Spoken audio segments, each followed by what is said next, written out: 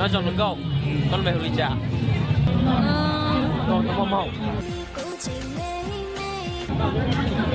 Mẹ cho cô của thảo luôn. Mẹ thầy, mua. Sao xe chung chung là lu rong pu bê, đưa mong mua chung mua nhau một thùng bia tê, lỡ cô chỉ bỏ.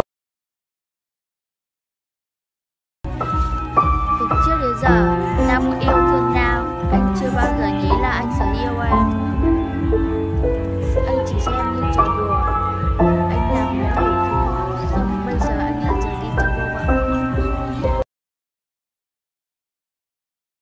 Mơ ơi cái lũ từ chị, ri to cái lũ có mua bút rau từ từ, cho một bữa trong trong cả xía thì xa có thôi.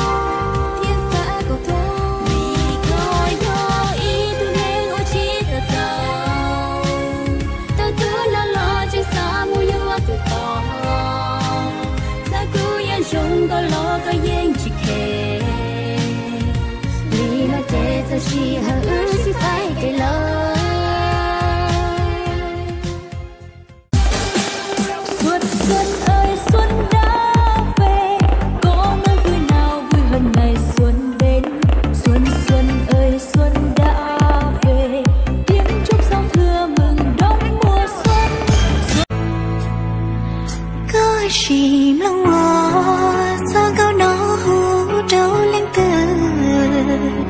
hai giờ ý khu câu trong cơ sở kê sĩ lưu nữ soi tia nhớ trâu luôn tia tê nó tu luôn trâu vua lú tu luôn câu ý là